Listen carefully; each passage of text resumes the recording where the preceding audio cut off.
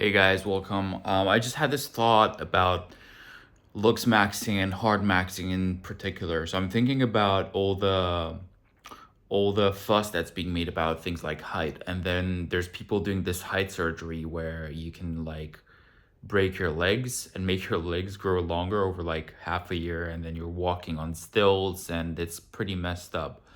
And I've been thinking a lot about like how far, because I'm pretty into looks maxing myself, right? Maybe it doesn't look like it right now because my diet's been shit, but I kind of know what's out there. I've got my own routine. It's nothing like to the level of what guys like Clavicular are doing, right? Obviously, because I've got a life, but um I used to pursue acting. I used to pursue like different modeling jobs. So I used to be quite interested in how I can improve my looks for being on camera, on screen. And I've often had to ask myself, how far would I be willing to go if my career depended on it, if my life depended on it?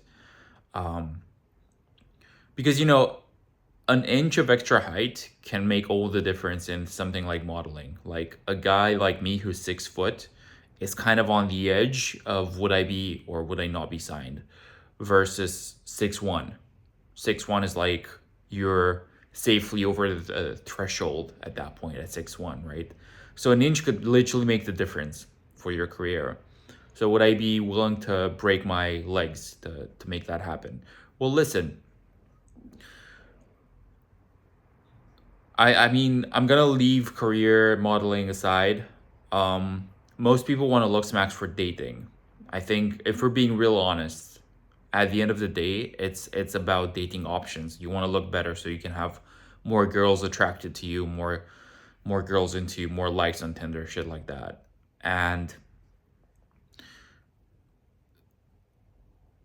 if you because I've seen these photos, these before after photos of these guys in India that go from being 5'7" to being 6'1" or 6'2", and then they get girls to date them at that point.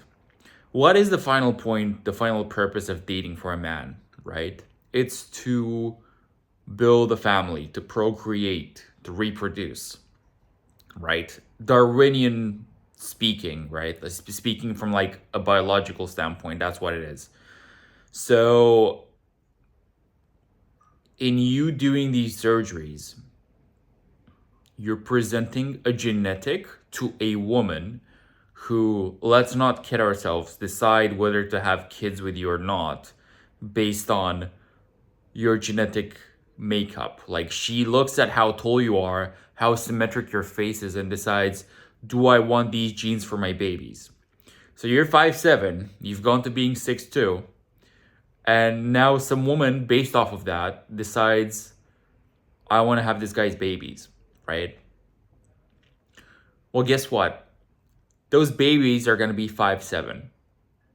You've just played the ultimate biological prank on some chick, which is messed up, right?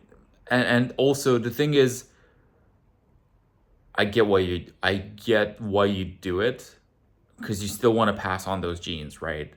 But the thing is, your offspring will still have those same deficiencies, those same sort of things that you tried to fix. They're still gonna have them. So that's why I'm all in favor of soft maxing and maximizing your God-given potential, because that's you. That is your true genetic potential taken to the maximum without any medical intervention.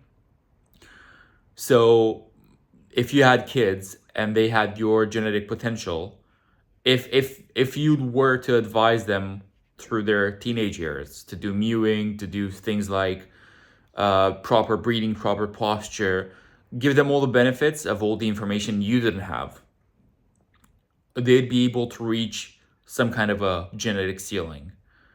I'm in favor of reaching that genetic ceiling naturally, but I wouldn't go as far as to stick knives or hammers into my body to create height that wasn't there before, because your natural offspring will not have that height because you don't have it.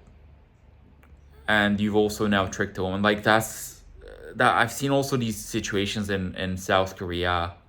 This was back in the day, like 10 years ago, where some chick completely changed her face. She used to be ugly, like hideous ugly, and then she changed her face to be extremely pretty through like 12 surgeries or something mad.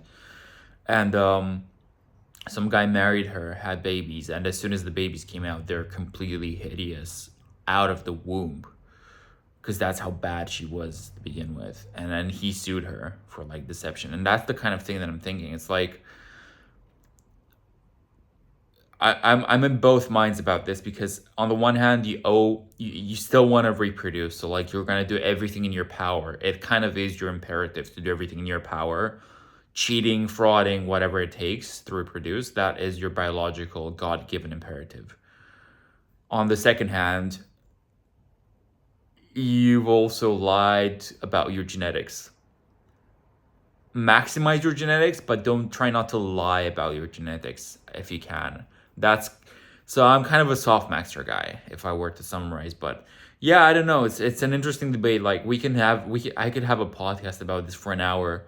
I could argue both sides of the argument, because I'm all in favor of doing whatever it takes. But I want you to have the pride in yourself that whatever you have is yours. It's attainable through your strife, your work. And it's just like you've done the work. It's like going to the gym and being a natural. I would take steroids before I do Heightmaxxing surgeries, you know? Like steroids is just like it is your natural body taken to a limit that is unable to be achieved. Because like if you were able to get your testosterone that high naturally, technically you'd achieve the same results as with steroids, but you're never going to be able to feasibly do that in real life. But you're not breaking something solid, you're not breaking a bone. So anyway, that's my thoughts on the whole thing. It's like, what do you guys think? Let me know in the comments. Cheers.